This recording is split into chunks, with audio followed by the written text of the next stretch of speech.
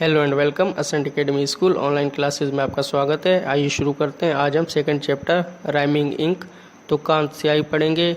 ऐसे इंक के बारे में ये लेसन है जो अपने आप पोइट की राइम्स बना देती है या उससे रिलेटेड राइम्स बना देती है। Once upon a time there was a good man called Simon Smug. एक समय की बात है, एक भला आदमी था जिसका नाम सिमन स्मग था। His wife was called सारा and they kept a shop। और इसकी वाइफ का नाम सारा था और उनको एक शॉप थी या उनके पास एक दुकान थी। Every morning at 8 o'clock precisely Simon unbolted the shop door and took up the shutters। हर रोज़ सुबह 8 बजे निश्चित समय पर सिमन जो है वो दरवाज़ा खोल देता था और उसके शटर ऊपर कर देता था। Then he stood behind the counter। उसके बाद वो काउंटर के पीछे खड़ा हो जाता था। And weighed out sugar and currants. और उसके बाद शक्कर और किशमिश को तोलता था। And wrapped up parcels. और उसके पार्सल लपेटता था। And made out bills. उसके बाद उसके बिल बनाता था। एंड सेड और फिर कहता था what next can I get for you ma'am. आगे मैं तुम्हारे लिए क्या कर सकता हूँ ma'am. Dreadful weather for the time of year to all the customers. और साल का सबसे ये भयानक समय हुआ करता था सभी कस्टमर्स के लिए। And every evening as the clock struck 7। और हर शाम जैसे ही घंटा 7 पर आता था Simon put down the shutters again. और सिमन दोबारा शटर्स नीचे कर देता था। And fast and the door. और दरवाज़ा जल्दी बंद कर देता था। Now I am going to enjoy myself he would say rubbing his hands with satisfaction. अब खुद के लिए टाइम निकालूंगा, खुद कुछ करूंगा, एंजॉय करूंगा अपनी संतुष्टि के साथ, अपने हाथों को मलते हुए कहता है। Sometimes he enjoyed himself by reading the paper two सरा। कभी कभी तो वो सरा के लिए पेपर पढ़कर खुद आनंद लेता था। Sometimes he enjoyed himself Ponting about the backyard. और कभी कभी घर के जो पीछे वाला आंगन है उसमें पौधे लगाता था और वो आनंद लेता था। And painting the water bird. और वाटर बर्ड को पेंटिंग कर देता था। Are sowing Virginian stock seed in the backyard. और पीछे वाले आंगन में बीज वगैरह भी बो देता था। And sometimes he enjoyed himself by just falling asleep in his chair. और कभी कभी कुर्सी पर लेट जाता था या सो जाता था और एंजॉय करता था, आनंद लेता था। And then one day he decided to become a poet. और एक दिन उसने फैसला किया, निर्णय किया कि वह कवि बनेगा। You had be surprise at the thoughts that come into my head Sarah said he. तुम हैरान हो जाओगी उन विचारों को सुनकर जो मेरे दिमाग में आते हैं, उसने सरा से कहा। I am going to put them into poetry and become famous. मैं उन्हें पोइट्री में डालना चाहता हूँ, उनसे पोइट्री बनाना चाहता हूँ, कविता बनाना चाहता हूँ और फिर मैं फेमस हो जाऊँगा, मशहूर हो जाऊँगा। He got a very large sheet of paper. उसने पेपर की एक बड़ी शीट ली। And a very large pen. और एक बड़ा कलम लिया। And very large bottle of ink. और स्याही की एक बड़ी बोतल। And sat down at the kitchen table. और रसोई की टेबल पर बैठ गया। सरा लुक्ड एट हिम प्राउडली। सरा ने गर्व से देखा। Just fancy me poet's wife she thought and held her head 2 inches higher than usual. वह क्या सोच रही थी, कल्पना कर रही थी कि जब वह फेमस हो जाएगा उसको कैसे जाना जाएगा। वो पोइट की वाइफ बन जाएगी और उसका सर गर्व से 2 इंच ऊपर हो जाएगा। Simon began to write as fast as he could. Simon ने जितना हो सकता था उतना तेजी से लिखना शुरू किया। Just listen to this and tell me if you ever heard so fine a beginning to a poem cried he. उसने कहा बस यह सुनो और मुझे बताओ कि क्या तुमने कभी एक कविता के लिए इतनी अच्छी शुरुआत सुनी। Some poets praise the hairy lion I praise the hippopotamus. कुछ कवि बालों वाले शेर की प्रशंसा करते हैं, मैं दरियाई घोड़े की तारीफ करता हूँ। And what comes next. और अगला क्या है। Asked Mrs smug. Mrs smug ने पूछा। I don't know yet. मैं अभी तक नहीं जानता। सेड सिमन। सिमन ने कहा।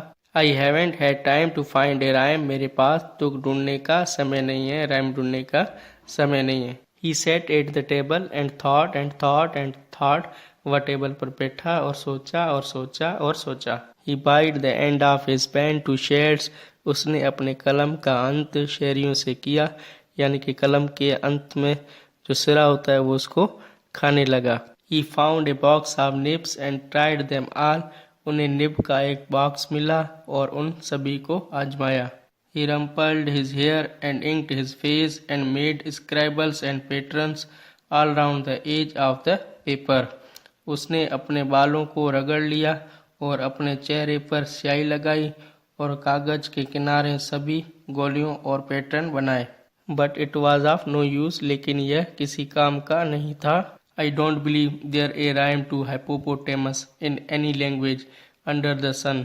मेरा मानना है कि सूरज के नीचे किसी भी भाषा के दरियाई घोड़े के लिए कोई तुक यानी राइम नहीं है. He groaned. वह करा उठा. Why not start with something easier? Suggest Mrs. Smug. Mrs. Smug ने सलाह दी कि क्यों ना तुम वहाँ से शुरू करो जो इजी हो. So Simon began again. He began a dozen poems at least, but he could not finish one. उन्होंने कम से कम 1 दर्जन कविताएं शुरू की, लेकिन वे एक भी पूरा नहीं कर सके. Is anything wrong, my dear? asked Sarah. क्या कुछ गलत है? मेरे प्रिय सरा ने पूछा. Wrong, echoed Simon. I should think there is. गलत, सिमन चिल्लाया. मुझे सोचना चाहिए कि वहाँ है. There is not a single rhyme to any word I have used, and I can no more make poetry without rhymes than you can make pancakes without eggs. मेरे द्वारा उपयोग किए गए किसी भी शब्द के लिए एक भी राइम्स नहीं है और मैं राइम्स के बिना और कविता नहीं बना सकता जैसे आप अंडे के बिना पैनकेक्स बना सकते हैं. I shall never be a poet at this rate. मैं इस दर से कभी कवि नहीं बनूंगा. It was the same experience whenever he sat down to write. जब भी वह लिखने बैठे यह वही अनुभव था. His verses never got beyond the first 2 lines and all for want of rhymes. उनके छंद कभी भी पहली 2 पंक्तियों से आगे बढ़ नहीं पाए और सभी कविताएं चाहते हैं. He grew quite thin and ill-tempered with worry. वह चिंता के साथ काफी पतला और बीमार हो गया. He lost his appetite, he lost his sleep, he was impatient with the customers and made mistakes in their orders, and wherever he was and whatever he was doing, he was muttering scraps of poetry to himself and trying to find the words he wanted. उसने अपनी भूख खो दी, उसने अपनी नींद खो दी, वह ग्राहकों के साथ बेसब्र था और अपने ऑर्डर्स में गलतियां की और वह जहाँ भी था और जो कुछ भी कर रहा था वह खुद को कविता के स्क्रेप को मार रहा था और उन शब्दों को खोजने की कोशिश कर रहा था जो वह चाहता था. Things can't go like this, said Mrs. Smug, but she had not the least idea how to stop them.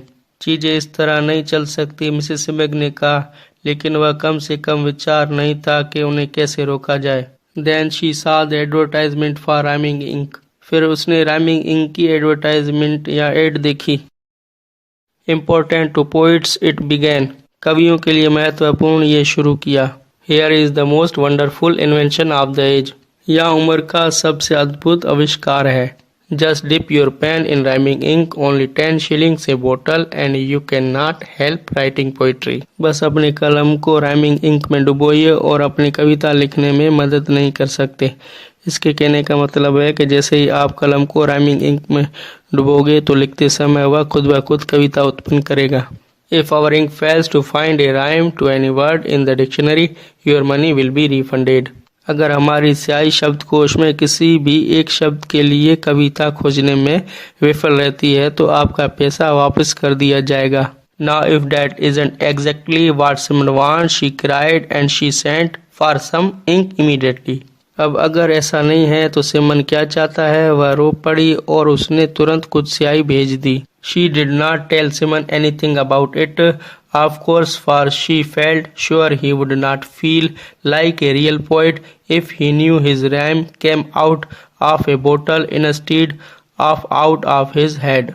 उन्होंने साइमन को इसके बारे में कुछ भी नहीं बताया. जाहिर है क्योंकि उन्हें लगता है कि वह असली कवि की तरह महसूस नहीं करेगा अगर उन्हें पता हो कि राइम्स उनके सिर की बजाय बोतल से निकली हैं. When the ink arrived, she washed out the old pot that Simon always used and filled it to the brim. जब स्याही पहुंची तो उसने बर्तन को धो दिया जो कि साइमन ने हमेशा इस्तेमाल किया और उसे भर दिया. Now perhaps we shall have a little peace, she said to herself.